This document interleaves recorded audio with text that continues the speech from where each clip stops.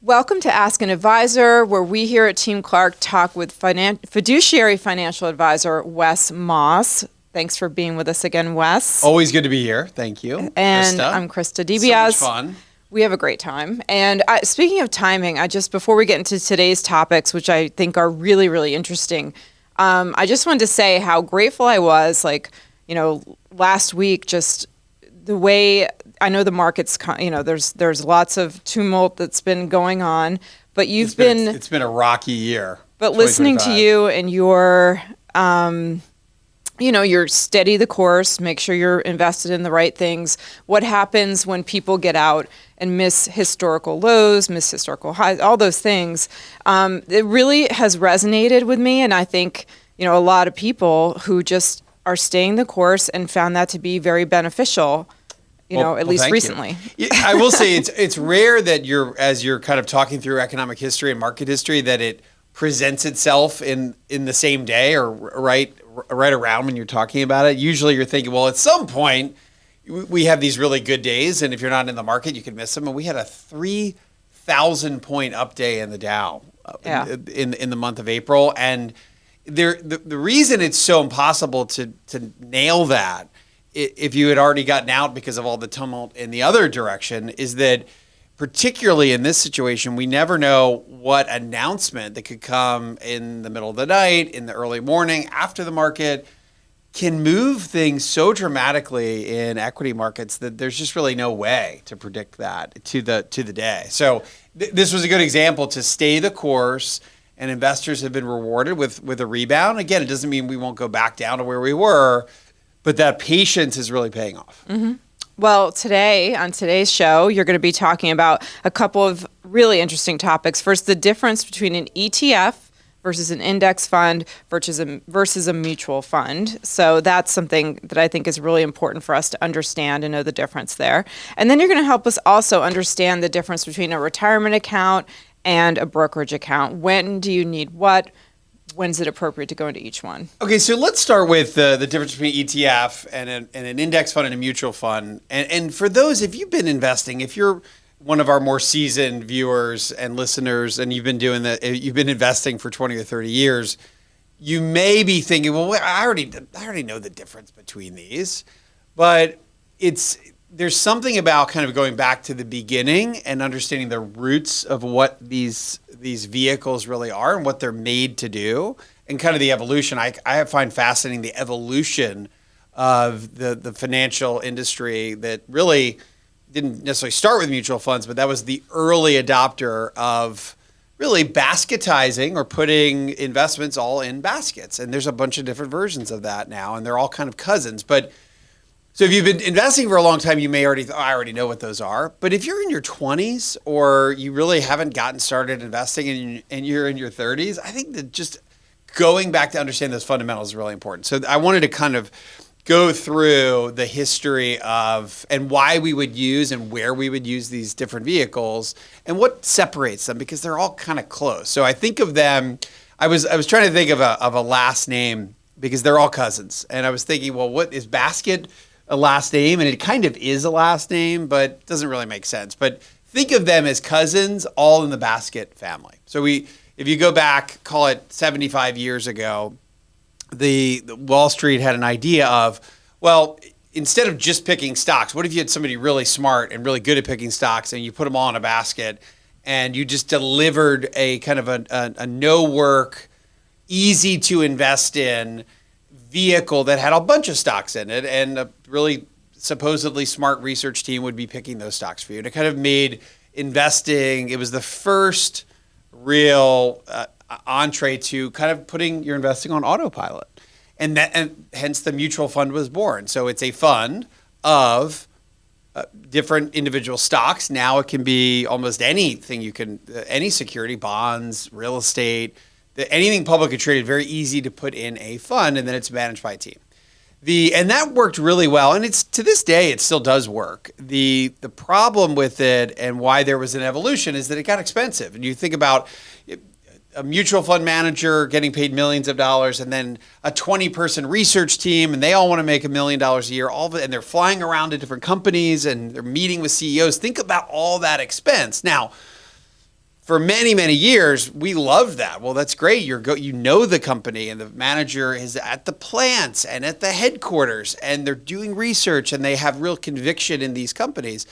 And that, again, that worked and still works, but it got really expensive. And there was a time, I think, when I first started the investment industry over 25 years ago, it wasn't uncommon to see a 2.5% a year cost to a mutual fund, 3%.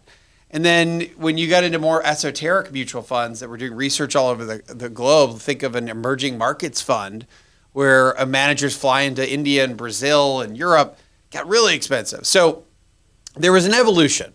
And so we started with mutual funds. Then the next iteration of that, which I know that you and Clark have talked about for many, many years, is the index fund. So an index fund is a mutual fund. It's the same. It's the same vehicle, but instead of having a giant research team and a bunch of analysts and portfolio managers, John Bogle, who's the founder of Vanguard, now a multi-trillion-dollar institution, he almost got run out of Wall Street because he said, well, what if, because of these expenses primarily, only 10 or 20% of mutual funds at any given time would beat the index it was trying to beat. Let's look at the S&P 500. So Bogle said, well, if 80% of funds or 90% of funds don't even beat the index, then why don't we just invest in the index and be better than most mutual funds? And the key difference was cost.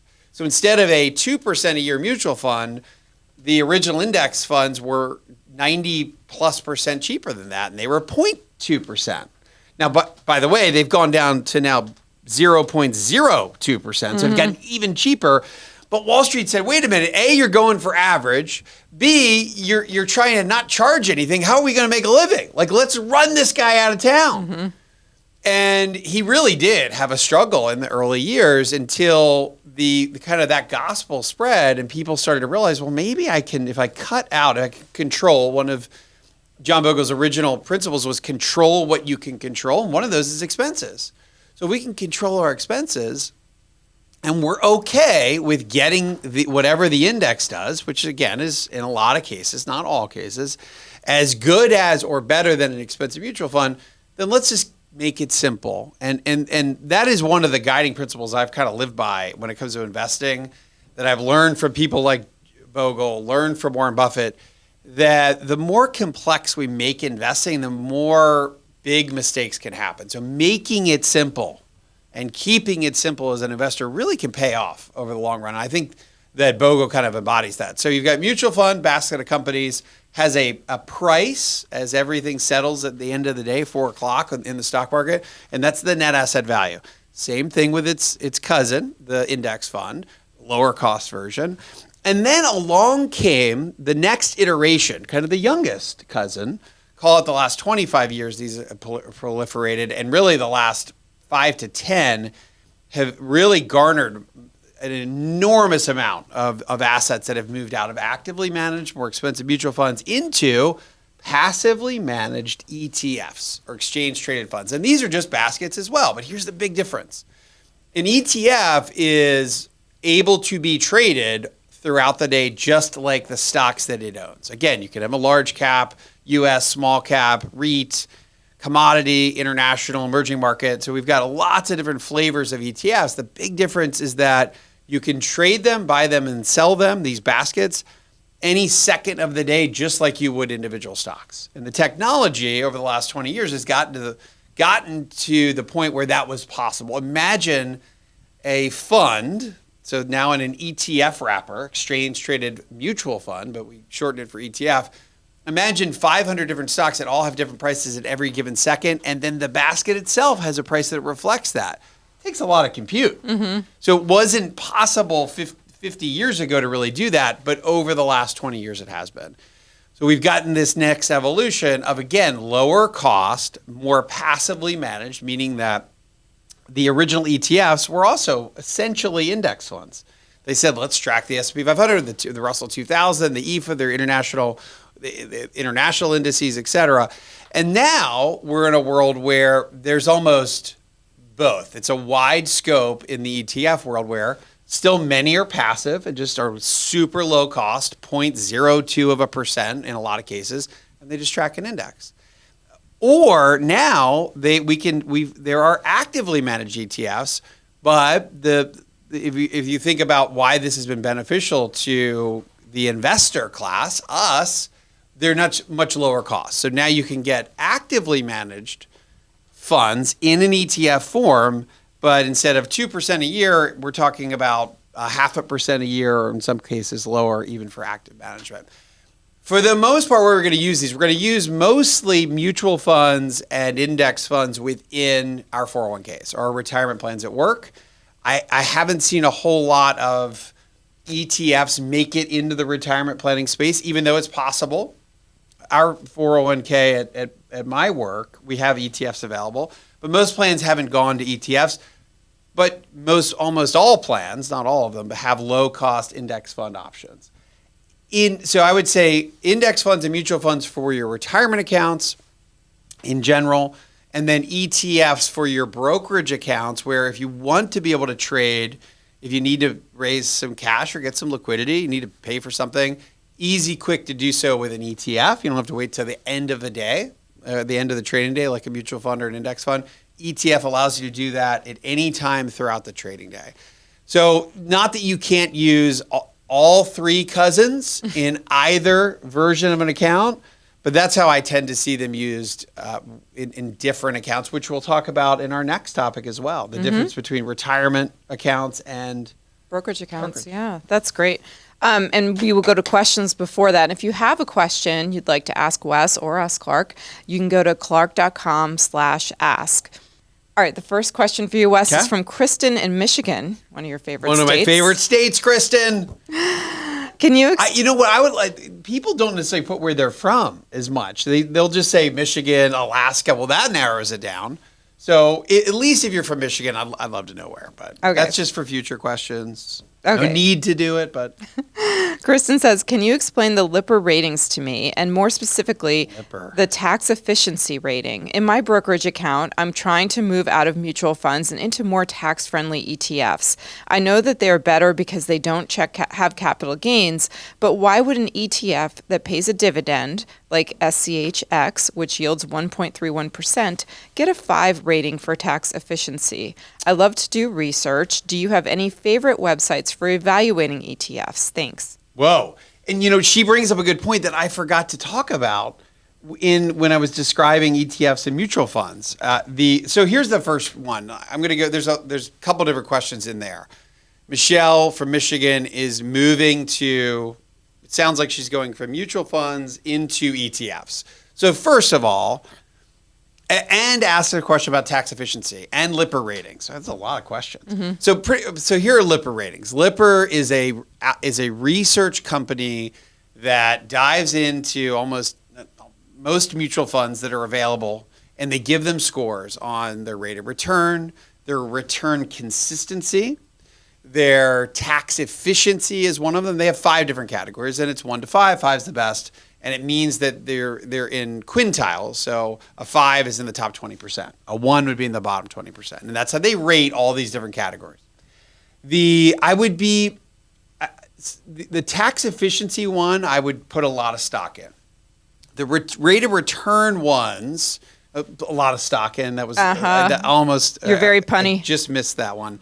The rate of return ones, I don't put a huge amount of emphasis on, because there are also studies that show what are 5-star funds very often turn into 1-star funds. Now, how is that possible? Well, they're investing, and if we're looking at short bursts of time, a year is pretty short term. You could have a manager that has been really lucky to some extent and in the right area and has a tailwind of the market, and it's a 5-star fund and did really well. And then the tides turn. And sometimes those really good 5-star funds can turn into 1- and 2-star funds. So I don't put a lot of stock in the Lipper ratings when it comes to rate of return. But tax efficiency is something that is more consistently measurable. And this is the big thing that I should have mentioned in the very beginning, but thank goodness for your question, Michelle, because I'm going to mention it now.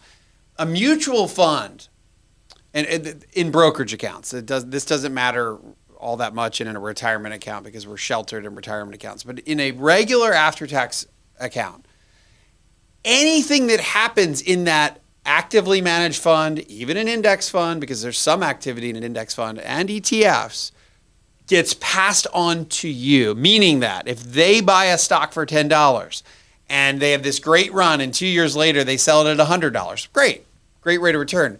But who pays those taxes?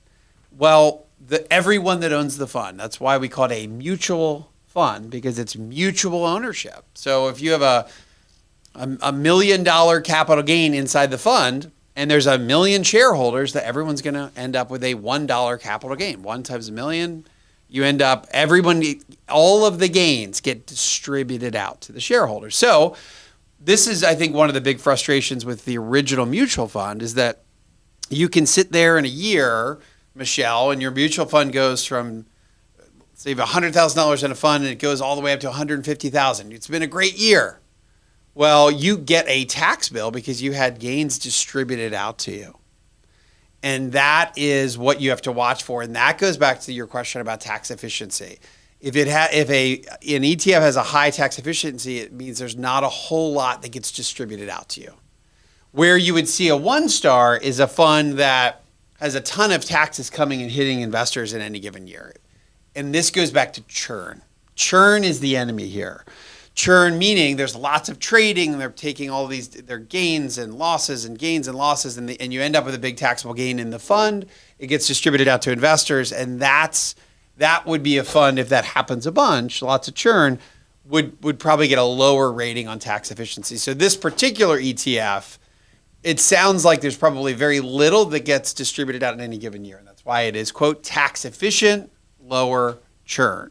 Speaking of, just be careful or be mindful when you're making the switch to a fund because you want more tax efficiency and less churn. Make sure that transition doesn't create your own churn and you end up with a bunch of taxes in order to get into a new investment product like an ETF. So just be careful and mindful of that. Okay. Yoel wrote in with this one. For Wes, I have my investments in Schwab. I have 2 questions. 1, can it all be in the S&P 500 index fund, or do I need to diversify? And if I should diversify, what other market index funds, and what is the ideal split? And 2, what are currency hedged index funds, and when would you use them or not use them? Yoel, this is my take on this. Is yes, I think the S&P 500 is a great base. It's a great core. But there's a couple of caveats to that. It is 100% in stocks. It's got great volatility. You have to be able to handle and manage that, number 1. Number 2, if you're younger, that might make sense. But as you get closer to retirement, I personally like the thought of adding some other areas to the S&P 500. And here's one main reason why. It's a cap-weighted index. That means the biggest stocks have the biggest influence on the index itself. And the world we live in today, those giant companies are primarily tech. You've heard of the Magnificent Seven. Those are 7 multi-hundred billion and multi-trillion dollar companies, and they absolutely are the driving force of what these indexes do. If you look under the hood, the S&P 500, it says it's 35% in tech, but a couple of the other bigger sectors are also tech names within those other sectors. The S&P 500 is very reliant on tech, 45%, almost half of it. You can make the case that it's tech driven. What is not represented in the S&P 500 all that much? Materials companies, 2%. Real estate, 2 to 3%. Energy is a massive business in the United States. It's 3 to 4% of the S&P 500. So when you own the S&P 500, you're not getting the representation of the full 11 different industry sectors. So I think that it's a good starting place, but I would look to potentially add some of these less represented areas, energy companies, utilities as examples, real estate or REITs, and or look at some of the ETF options around more equally weighted indexes. For example, the S&P 500, as opposed to having so much in tech, they limit the amount of every individual company to a certain percentage so that you're more spread out and not just so concentrated in a handful of tech names. So I would be adding over time to to some of the other areas that the S&P doesn't get to. All right. Ben in Iowa says, my relatives recently asked me about a new investment opportunity. It's a small to medium-sized media company that my family watches and supports, which is going public on the stock market. They're offering new IPO shares to invest in, and share price will start at $10 with a minimum investment of $500. What are your thoughts on participating in an IPO? What are the risks versus purchasing an already established stock? Thanks for your time and insight. I really enjoy and value your addition to the podcast. Ben, I appreciate you writing in. Look, I'm not opposed to a couple of things. I'm not opposed to IPOs. One, initial public offerings, new stocks on the market. They're not new companies necessarily. They're newly public for you to buy on the equity markets. One. Two, I also love participating in companies believe in, and already use. And that goes back to Peter Lynch, who was a famous mutual fund manager back at Fidelity. He managed the Fidelity Magellan Fund. And he and Warren Buffett has said something similar, that if you invest in what you know, there are a lot worse ways to be invested, let's put it that way. So if you're using 10 big companies all the time and you're constantly paying the same 10 companies, it's a pretty good sign they have your wallet share. There might be something to it. And there's been a lot of successful investors in investing in what people already know, brands and companies we already use. That being said, a new media company that it has to go with your exposure. I think the answer really goes back to how much you're going to do in this individual company. I think the IPO is fine. I think investing in a company you love is fine, but don't bet the farm on it, because it is the equity market. And if you look back over the course of history and look at IPOs, and I've done some work around this, it's kind of a winner-take-all scenario where 10% of IPOs do really, really well, even if you look 3 years out. So 1 out of 10 do really well. They're up something like 300% above the market. Decile 2 does pretty well. Decile 3, just a little better than the market. And then 7 out of 10 do the same as the overall market and way worse. So really, you've got 70% of IPOs 3 years out are pretty bad, and they're way worse than the equity markets. Once in a while, 1 out of 10 is kind of a home run, and that's how I would treat this. It's speculative. You never know what's going to happen with a new company. They're not necessarily time tested with various economic cycles, so who knows what happens? It could be great, could be terrible. So just don't bet the farm, Ben. But I like how you're thinking. All right. We're going to take a quick break, and we come back talking the difference between retirement accounts and brokerage accounts. Welcome back to Ask an Advisor. I'm Wes Moss, along with Christa DiBiase here on the Clark Howard Show. Christa, Wes, what do we got? Retirement accounts versus brokerage accounts. And then we're going back to questions. Yes, I've got tons of questions for you. Okay. Again, if you've been investing if you're in your 60s or in retirement, you probably know the answer to this, right? And you maybe even take it for granted. Well, one's an IRA, one's a retirement account, one's a brokerage account. But if you're younger, I think it's good to understand just the fundamentals here. So let's think about, there's really only 2 main places you can own assets, if you really were to boil it down. And that would be in your name in a brokerage account, or in a retirement account. Yes, there's a Roth.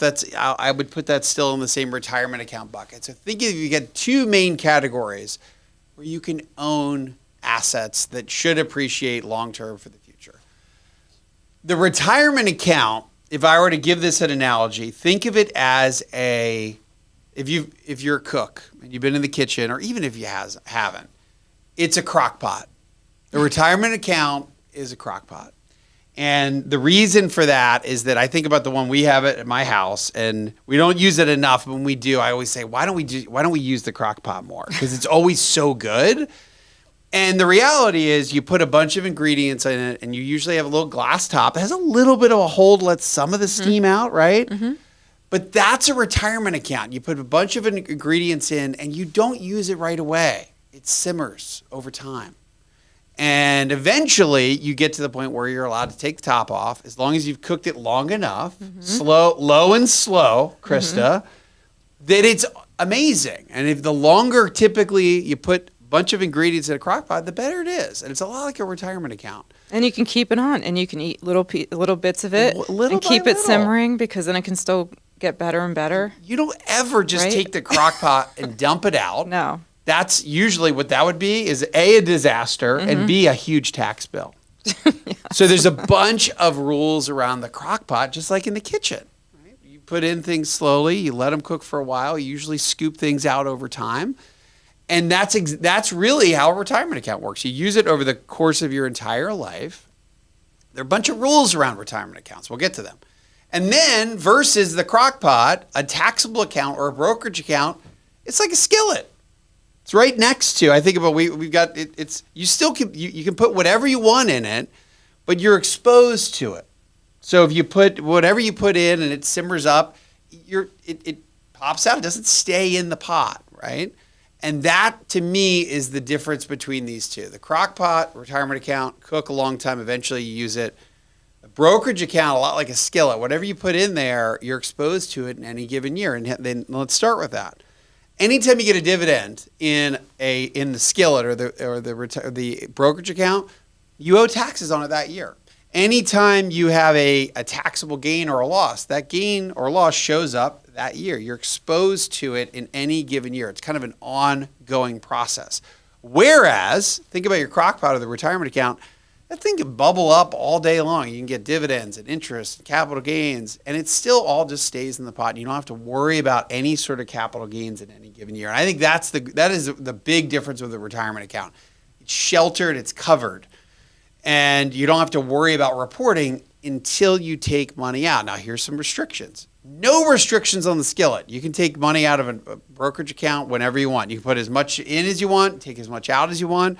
You're exposed in any given year. In the retirement account, there are limits. So we know that we have limits on our 401k. We can max out at $23,500 in the year 2025. That's the most you can put in. If you're 50, it's $31,000. That's the most you can put in. Now, you can get an employer match for that, and that all stays in the crock pot, but you can't tap it or open up the lid and use it until you're 59 and a half. And then it becomes free and clear. You can use it as much as you want, but whatever you pull out is taxed at ordinary income. So we want to typically be measured with this. We cook it for a long period of time, and then we're going to use it over a long period of time as well. So to me, that's the way I would look at this. And and the answer is, well, which one to use? It's not an either or. It's a both. And if you are, the way I typically see this work is that when you're younger, it's hard to save a bunch of money after tax, but it's a little easier to get started in a retirement account, particularly when you get a free employer match. So if you put in $1,000 and they're going to match up to that, that is literally free money just for you because you saved. And that's an incentive that we want to take part in. So I would get started with a retirement account, particularly putting in enough that gets you the full free match, and then saved in an emergency fund, so that a brokerage account. And then you go back to really maxing out your retirement account. So whatever that number is for you, depending on your age, $23,500, getting up to that point, if you can still save beyond that, then everything beyond that goes into a brokerage account. So lots of flexibility on brokerage, immediate kind of, you're exposed to whatever happens in that in any given tax year. Retirement account, more limited, a lot more rules. You can only put so much in at one time. You can only take money out starting at 59 and a half. Now there's the 55 rule. So if there is the 401k age of 55 rule. So it may be 55 if you've left an employer and left your plan or 401k plan post age 55, then you can tap that. But those are the ways that I would look at this: is retirement plan first, get the match, and then if you've already been able to save as much as you're allowed to save in a retirement account, then everything else goes into a brokerage account. And the vehicles you can use are the same. You can use, we talked earlier about mutual funds, ETFs, index funds, individual companies, individual bonds. You can hold any of those assets in either account. So there's very few restrictions within either account, and I think that's the way I would look at this. But really, the answer is to use both. They're very different vehicles in the kitchen, but they're both super useful over time. All right, let's go to some questions for you, Wes. Michelle in Wisconsin sent this one in. I've been considering a Roth conversion, and I would like to know when it is not advised. I would like to start doing small conversions. However, our income puts us into the 24% bracket, and we are subject to additional Medicare tax and net investment tax. My husband and I are both 54 years old and plan to drop to part-time hours at age 59 to slowly transition into retirement. Should we wait until that time to start converting? Michelle in Wisconsin, you're thinking about this the right way, because really, remember, Roth conversion 101 is that whatever you're taking from a regular IRA and getting it into a Roth, you're going to owe ordinary income taxes on that. And it is about taxes today, your rate today, versus what your rate will be way out into the future when you are going to use your retirement account or a Roth. And so that's the simple way to look at it. The next step in thinking that through is all the other ramifications that happen when you convert a certain amount and what it does to your overall income bracket. And does it trigger things like the Medicare, the additional net investment income tax, which is 3.8%, the additional Medicare tax, which is almost 1%. And remember, why all those things matter is that at certain income levels, you don't have to worry about those new extra taxes that kick in. But at higher income levels, you do. And adding anything you convert from a traditional to an IRA adds to your income. So you're literally, it's like you're getting a raise at work, is according to the IRS, and that could have ramifications. The other thing, you're already in the 24 bracket. That's a pretty high federal tax bracket. So if you were to do a Roth conversion, you'd want to do the math to say, if we're keeping this really simple and we're not worrying about the Medicare tax and the net investment income tax, how do you stay in the 24 bracket? So if you look at your bracket, and I don't have the brackets in front of me, but let's say you have room, the next $50,000, you could get a $50,000 raise at work and you're still in the 24 bracket. That's probably the most I would consider doing a Roth conversion amount in any given year. Now, the reality here is that by the time in 5 years, it sounds like you're going to be working more part-time and your income is going to go down. That may be a smarter time to do larger, more significant Roth conversions.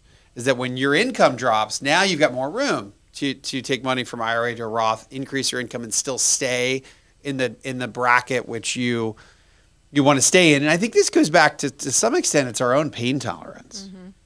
Some people will say, gosh, I'm in the 12 bracket and I want to do a Roth conversion, but I don't want to go up past the 22. So you just calculate the amount of ordinary income, the space you have to get you only to the top of that next bracket, and then you stop there. But it may make some sense that you do some of these smaller conversions in the next couple of years that don't move you into the next bracket. And then you could pick it up even more when you're 59 and you're working part-time. So that's how I would approach this. Michelle in Wisconsin. This came in from Rob in Oregon. I have a question about my eligibility to contribute to a Roth IRA. I'm retired after a career in public safety and receive a pension. At the end of the year, I receive a 1099-R. My living expenses are less than the amount of my pension, and I would like to continue to contribute to the Roth IRA that I established long before I retired, but now my only income is from my pension. Does this income count as the required earned income to enable me to make a contribution? I feel like it should, since it's part of my AGI, but then again, I can see why it may really work out that way. Rob, you find the tax code confusing? Can you believe that? Don't say. You may be the only one, Rob, that's not confused by the 3,000 pages of the tax code. And yeah, you get a pension. You worked to get the pension. Now you're getting the pension. But guess what? Even though it's part of your AGI, it's still not earned income. So the IRS has these very different delineation. You've got wage income, so you're working and receiving a paycheck, but rent doesn't count as earned income. Investment income or interest doesn't count. Dividends don't count, and pension doesn't count. So you could be getting you can be getting $5,000 a month in a pension, But the IRS says that's not wage income. It's not earned income, so you can't now qualify to be able to put money into a retirement account or Roth. So what's another way to make this work? If you have any wage income, if you were part time and made $5,000, then that's enough earned income to be able to make some contributions. Or if your spouse is working part time or has some earned income, that will count towards it. But if your only income is pension and interest and dividends, then that's not going to count as earned income. So you wouldn't be able to qualify to make a contribution. JJ in others, so we don't know what state, says, I recently hired a fiduciary financial planner for a holistic financial health checkup. He uses Money Guide Pro for his clients, and in general, I like the software. I filled out a lengthy form and sent the financial planner copies of financial statements to populate that information in the software. Money Guide Pro offers to link my financial accounts using Yodlee. I've never done anything like that and feel uncomfortable giving third-party access to my accounts, but it sure would be convenient to have that data updated automatically. What are your thoughts on the safety and wisdom of adding Yodlee access to my financial accounts?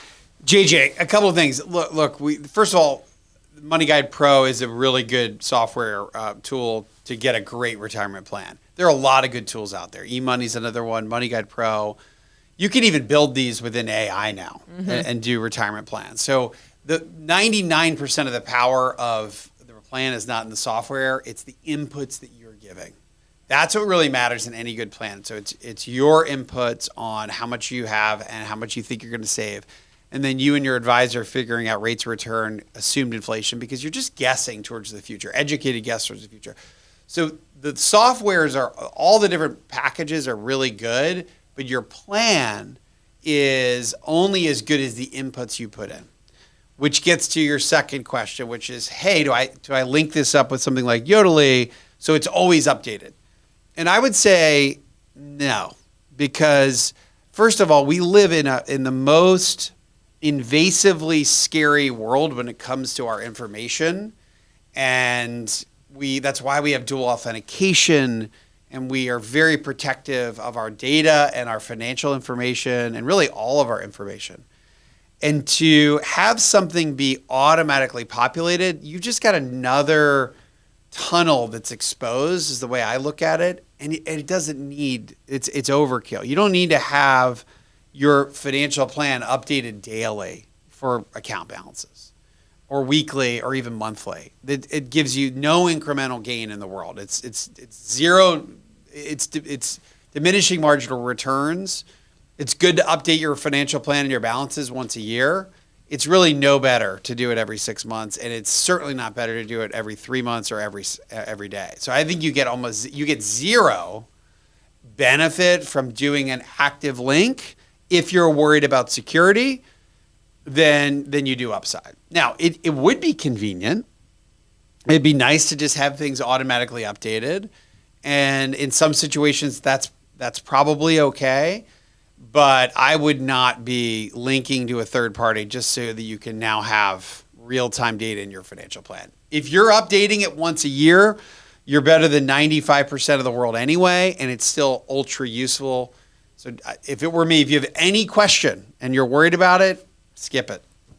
All right. Well, thank you so much, Wes. That does it for Ask an Advisor for this week. We'll be back next week with another episode.